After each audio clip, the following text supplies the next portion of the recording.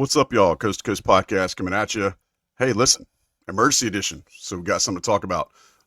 This news is going to be fun for Tar Heel fans. We're brought to you by Johnny T-Shirt. Sherrell McMillan and Sean Moran are with me. Fellas, Kyan Evans showing up to North Carolina. It's a big addition for a backcourt that needs bodies. Kyan Evans will give you the vitals, 6'2", 175. He's from Kansas City, but played 2 years at Colorado State, averaging a little over 10 points, just under 3 rebounds and 3 assists a game. Good shooting percentage, though, 47% from the field. Sherrell, how did we get here?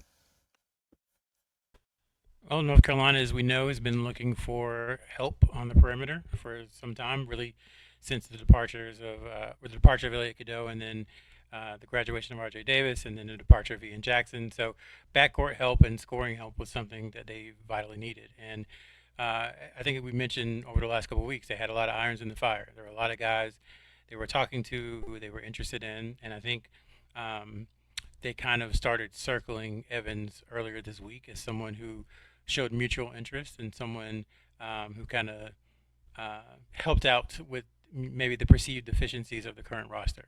And I'll let Sean get more into that. But when you're trying to build a team, you want to have people who can do multiple things, but you also need people who specialize in things as well.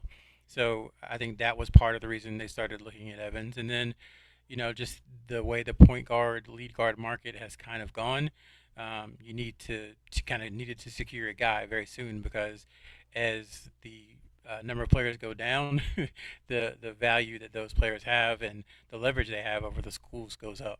So I think it was all those factors combined, and that's kind of how Evans ends up at UNC. He's a guy who was lightly recruited out of high school, again out of Kansas City, didn't have offers to Missouri or any of the Midwest schools, Kansas State, any schools like that, but went to Colorado State, developed, and then you saw what he did in the NCAA tournament. I think he was in double figures 12 of his last 13 games. Really one of the most lethal shooters in the country. So a much needed win for UNC and much needed help on the perimeter. Sean, what do you like about him as a position player? I mean, again, like I've always kind of liked the way you're able to see things on film that a lot of folks maybe can't see. So, what's the first thing that jumps off of his film at people? But then, what do you like about him? I think the main thing is he's a scoring point guard. So when we talked about the deficiencies or what UNC could be looking for in the Seth Trimble podcast, the combo guard, scoring guard was one of them. He does. I know Sherrell listed his height 6'2", 175. He does seem a little slight of stature at times. So not sure if he's a legit 6'2" or maybe 6', 6'1". But I mean, looking at, we've talked about it a lot, the freshman to sophomore year jump. He did make that jump going from 8 minutes a game to full-time starter at Colorado State. In terms of what he did, really the second half of the year was where that consistency, as Sherrell mentioned, all the double figure games from a scoring perspective, where he was really getting you almost 14 and 4 a game, which were a little bit above his season averages of 10 and 3. But I think it'll be, now we've gotten fooled once with Cade Tyson and his 40% plus 3-point shooting percentage and what it turned into. But I think you have to love his, not just his 3-point shooting, which was 44% on a high volume, so 70 made threes over the season, but also his effective field goal percentage, which was, I think, number 2 in the Mountain West. So good from the outside, good finisher. So there's a lot to like offensively. I think very, very steady in terms of a lead guard where he can be pressured, but he has the speed and quickness to maybe not like Cadeau, but he has the speed and quickness to get by defenders that are pressuring him a little bit higher than normal. And I think has some sneaky athleticism. Only had one dunk on the year. Some of his finishes around the lane in traffic, that'll probably be a point of contention, but he can explode pretty quick off his left foot, and he can get up quicker than you would expect. So I think a lot to like offensively. Defensively, I'd say kind of on that medium, that 50% line of you're not going to target him time and time again, but he's not going to be a difference maker defensively. Obviously, you have Trimble to offset that, but overall, a very strong and efficient player. His stats jump out to you, and then when you watch the film, you can see why he was really creeping up that interest level, as Sherrell mentioned, from a UNC perspective. Sean, do you feel like if he puts on some weight, it might solve that finishing at the rim thing? Because again, looking at him, he looks kind of slight, and we've seen how bigger bodied post players were kind of the rave or the rave, all the rage this year in the deep runs into the NCAA tournament. Do you feel like that's something that can be fixed with a little bit more weight and maybe eating some timeout biscuits? So per Bart Torvik, he shot 64% around the rim, which obviously extremely high for a guard. I don't think out of all the guards that we've looked at, we've seen one that shot that well, above at the rim. So I do want to say he's smart, and he knows how he can. As I said, he gets off that left foot pretty quick. He can extend. So he is a strong finisher, but at times, some of the ones that he was missing, it was almost he was kind of throwing up some prayers or not being as explosive as he has been. So I think for him, it's going to be situational of knowing when to attack and when not. If he's going to drive down a lane and try to finish over 3 defenders because of how high he can jump, that's not going to happen. But if he gets a step on his defender and goes hard left, and there's a split second where the big is late recovering, yeah, he can finish and he can be challenged. So just want to kind of say that looking at the numbers and what he did as a sophomore year, he was a strong finisher, but he's not a guy that is just going to rise up and dunk all over you. So once again, I think in situations is where he needs to be looking to attack, but I think he can definitely finish well at the rim in ACC or high major play consistently. And that quick burst athleticism, I think, is something that fans will like to hear about. Sherrell, one of the things about the transfer portal is that North Carolina doesn't have as much of a chance to look at kids for a cultural fit as maybe they do recruiting out of high school. Does that matter anymore? And if so, how does Evans fit within what North Carolina typically likes to see in their locker room? I would say it matters until it doesn't. I know that's an easy political answer, but I think if you have the time to do that kind of vetting, then yes, you want to do it because you don't want, there was a school who preseason, they were ranked very high, and part of it is because they just compiled talent. They just were like, give us as much talent as possible, and I think they maybe didn't do a great job of kind of vetting the personalities that were going to be in that locker room, and that team didn't have the season it was hoping for. So I think you have to always be careful of it. This is not fantasy basketball, even though a lot of us would like it to be. You have to be very careful about the personalities and kind of making sure that all those things mesh. But it's a fine line because if you are too much about the personalities and too much about the fit, you're going to get left behind because you're going to miss players. But if you move too quickly, and then you don't have the time to kind of vet and, like I said, figure out a little bit about the person. So I think that's one of the reasons UNC kind of uses the Zoom calls so much, just to have conversation and to talk and to tell stories and to get a feel for each other. I do know that from what I've been told, the Evans family definitely is one that feels very comfortable with Hubert Davis and one that Hubert Davis feels very comfortable with. Both of his parents were, his dad's not anymore, but his parents were teachers, were educators growing up. So I think that appeals to them.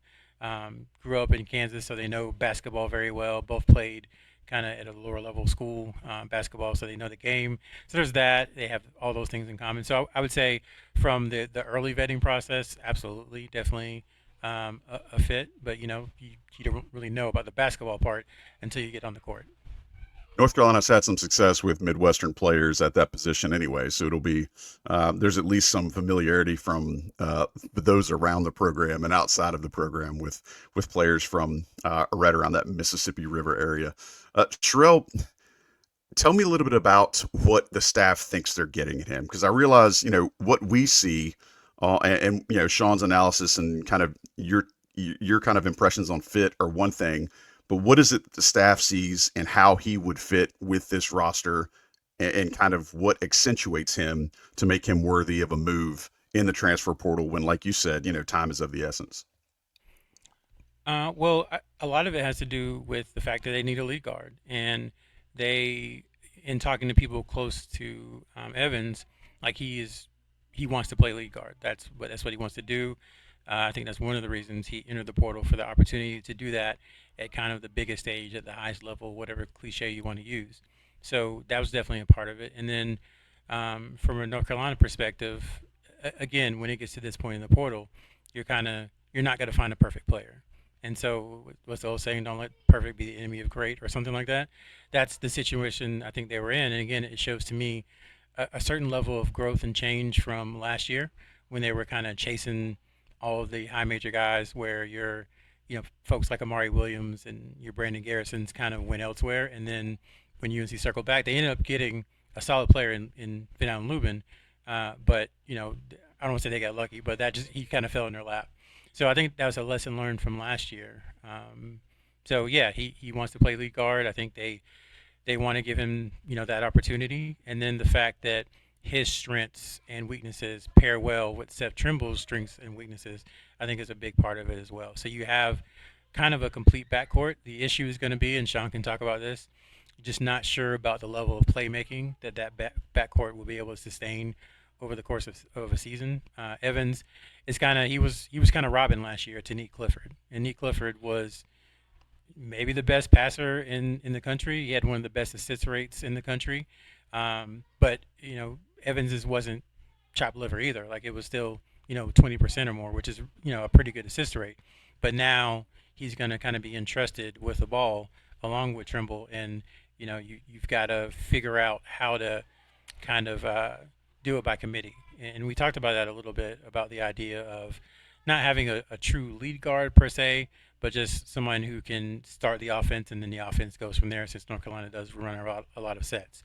Now, you can be skeptical of that if you want to. I think that's very fair, but I think that's how it looks. And when you can get someone who at least is functional as a ball handler, who has a decent assist rate despite a pretty high turnover rate, then you're like, well, what can you bring? And he brings lethal shooting. So you're willing to take the chance on the lethal shooting and effective field goal percentage, and just being a marksman, even though it might come with a few turnovers and maybe not quite as much dynamic playmaking. Sean, I want to kind of get you to pull a little bit more on that string, but first, looking at his statistics, I'm seeing a guy that's pretty steady. You mentioned earlier, seeing him get in the teens, somewhere in the mid-teens, and 4 or 5 rebounds pretty frequently. What else does he give you that maybe won't show up in a stat sheet? And is it, like Sherrell said, is it that lethal marksmanship from a lead guard position? I mean, does he is he a spot up type shooter? Is he a guy that can work really well in a pick and roll? Is he a guy that can get his own shot mid range or what have you? What do you feel like his superlative is that maybe wouldn't show up in a stat sheet? And if you can kind of dovetail that to Sherrell's last comment, that'd be great. I don't know if there's one specific thing. I think when I was first watching him, I said, hey, this would be, in an ideal world, this is what Derek Dixon turns into as a sophomore, in terms of what his year looked like last year. And in terms of being able to blow by a defender, it's not going to be that. But from a spot up shooting or kind of one dribble, he proved to be, this past season, elite from a three point shooting perspective.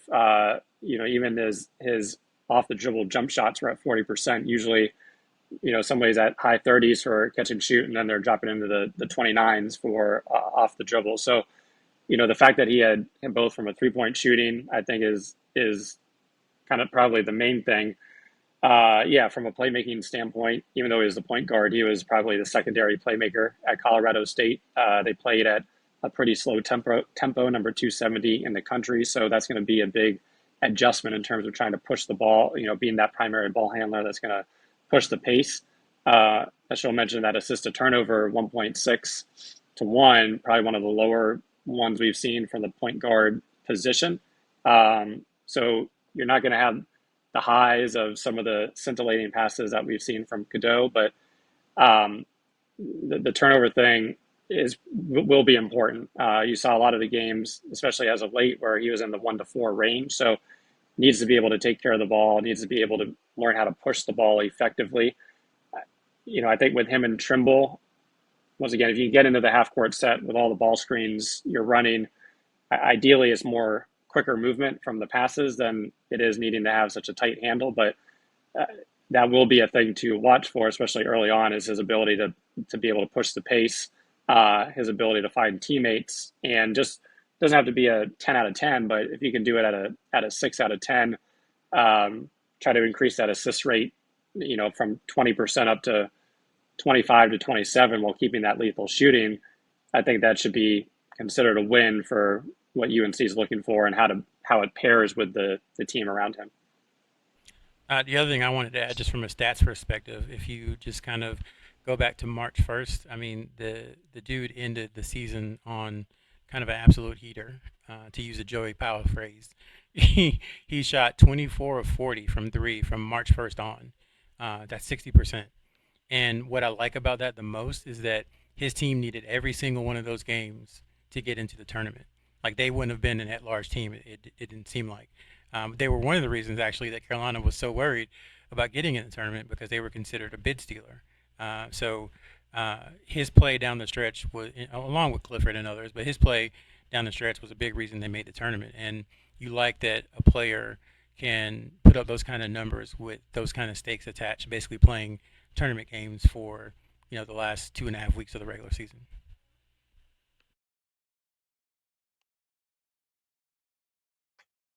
And that does matter. Y'all, I'm really missing my toggle button. Like, when we went to this new microphone, I used to have my toggle button on my headset, so I got to figure out a way to make this, because I go to click unmute and it doesn't respond as quickly as I'd like it to. So I got to figure something out. So thanks to everybody who's listening for bearing with me.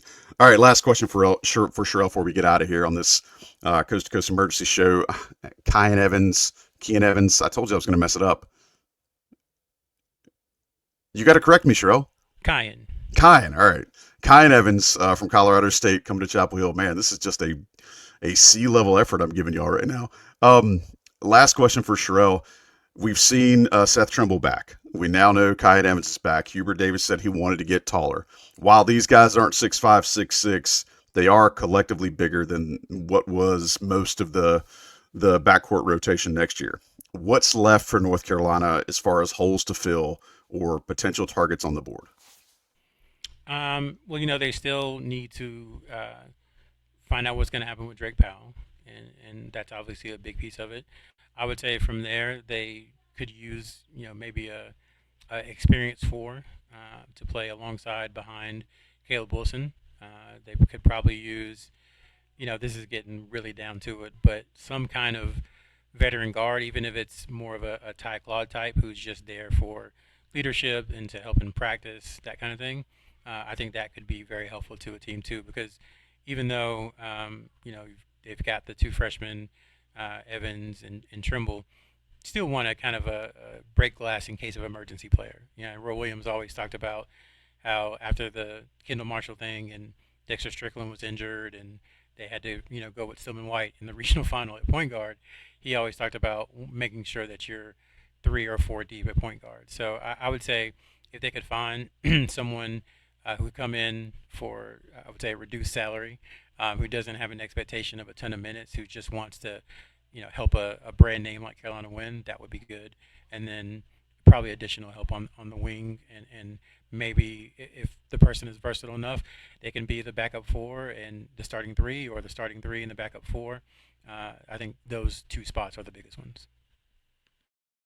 Well, there you have it. Sherrell kind of gave you guys another one of his favorite snapshots. And again, with the caveats that usually apply, that this is all very fluid. But one thing that we know now, Kyan Evans is coming to North Carolina. I really just had to do a double take to say his name again. Kyan Evans. To the Evans family, if they're listening, I apologize. I will be better about it. I'm just getting used to knowing the player right now. So we'll have a lot more time to dive into his game and get to know him and have the host say his name properly in the future. Kyan Evans from Colorado State, sophomore guard, coming to North Carolina, joining Hubert Davis's roster for next season. Definitely fills a hole that the Tar Heels had and brings a lot of positives to the table for this roster. Till next time, I'll probably make sure that I talk about Johnny T-shirt a little bit sooner, but do want to mention Johnny T before we get out of here. Hopefully that's the first place that the Evans family will stop when they do get to Chapel Hill, moving Kyan in. Johnny T-shirt, use your premium code that's on the message board. Get your extra 10% off. Just an amazing company to shop from, amazing company to know. They sponsor all IC's content. Show them some love. If you're in Franklin, or if you're on Franklin Street in Chapel Hill, or if you're online, johnnytshirt.com. We appreciate them. John Siegley, thanks for producing. For Sherrell McMillan, for Sean Moran, this has been an emergency edition of the Coast to Coast. Kyan Evans coming to the Tar Heels. I'm Joey Powell. Until next time for Inside Carolina, we'll be back. Y'all take it easy.